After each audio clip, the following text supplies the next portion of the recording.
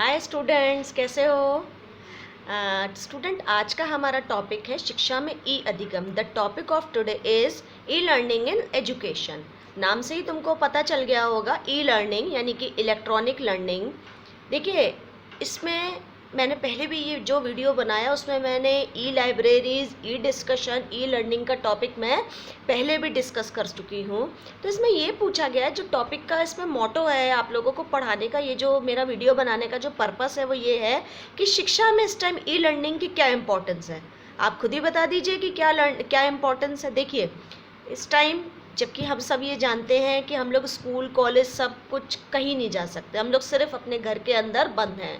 हम लोगों के पास इस टाइम एजुकेशन लेने की सिर्फ एक ही फैसिलिटीज़ है, डिजिटल रिसोर्सेज। तो जितनी भी आप मेरी वीडियोस देख रहे हैं और भी स्टाफ अपनी वीडियोस बना करके भेज रहा है, तो उसमें आप लोग इलेक्ट्रॉनिक लर्निंग के माध्यम से, with the help of electronic learning, जो आपका सोर्स है इस टाइम एजुकेशन को लेने का, वो सब कुछ कैसे पॉसिबल हो रहा है ई लर्निंग से।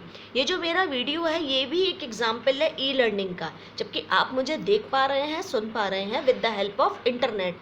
इमेजिन करिए कि अगर आज हमारे पास इंटरनेट नहीं होता तो आप क्या करते?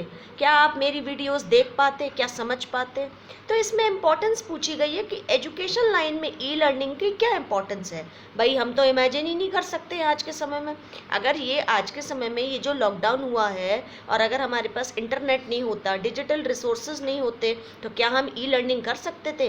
क्या हम लोग इलेक्ट्रॉनिक के माध्यम से अब सीख सकते थे कुछ भी? आज जो कुछ भी तुम सीख रहे हो इंटरनेट के माध्यम से सीख रहे हो और ई लर्निंग के थ्रू सीख रहे हो। मेरी वीडियो तुम तक पहुंच रही हैं, तुम देख पा रहे हो, तुम्हारा एक एक topic step by step her teacher clear कर रही है, इवन तुम्हारा रिवीजन भी करा रही है।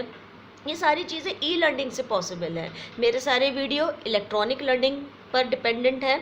आपके मोबाइल में नेट होगा, आपका फ़ोन चार्ज होगा, तब आप जो है मेरे वीडियो देख पाओगे।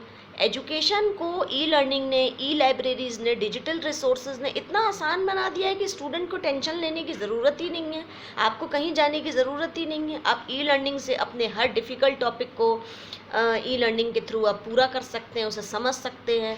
मैंने एक वीडियो इससे पहले स्टूडेंट विकीपीडिया पे भी बनाया था। विकीपीडिया के बारे में भी जब हमने डिस्कस किया था तो मैंने बताया था कि उस वो भी एक it's a bundle of knowledge, आप उसके बारे में भी जान सकते हो।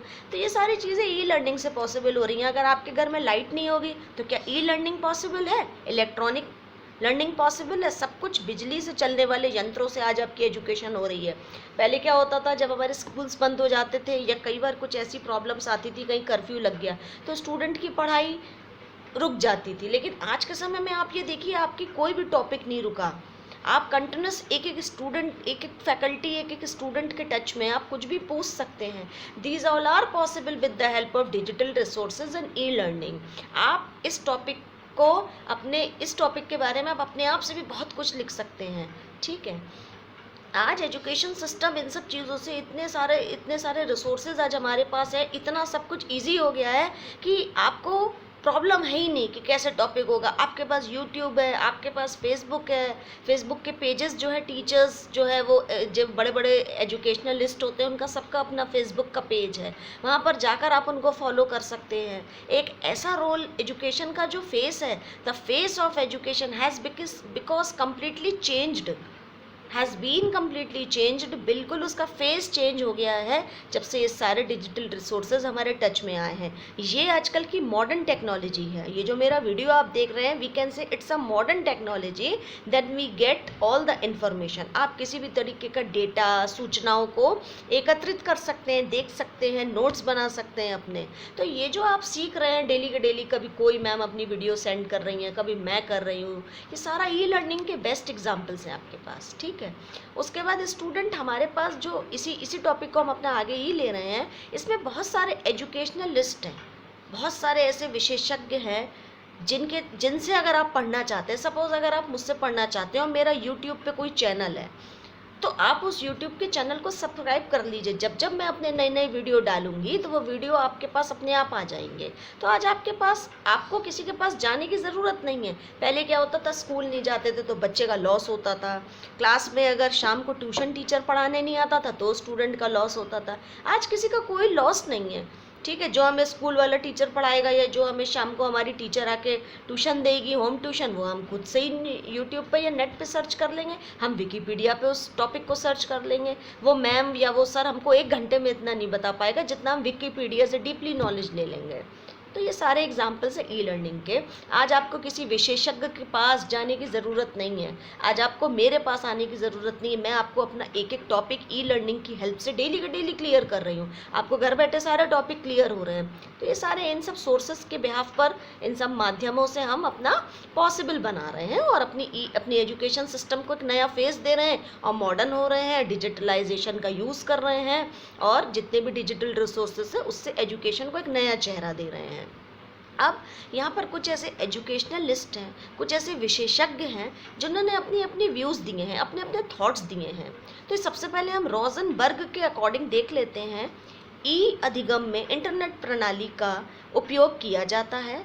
इंटरनेट के द्वारा पाठ्य वस्तु का संचार किया जाता है जिसमें ज्ञान में वृद्धि की जाती है। भाई आप कहीं ना कहीं जब आप ई लर्निंग से पढ़ोगे, चाहे आप मेरा वीडियो देखो, चाहे आप विकीपीडिया देखो, चाहे आप कोई यूट्यूब वीडियो देखो, तो कहीं ना कहीं तो आपकी नॉलेज बढ़ ही रही है।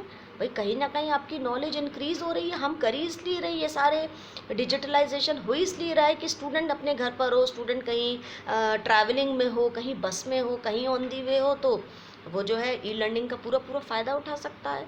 ठीक है, तो इससे कहीं ना कहीं हमारी नॉलेज तो इंक्रीज़ होती होती है।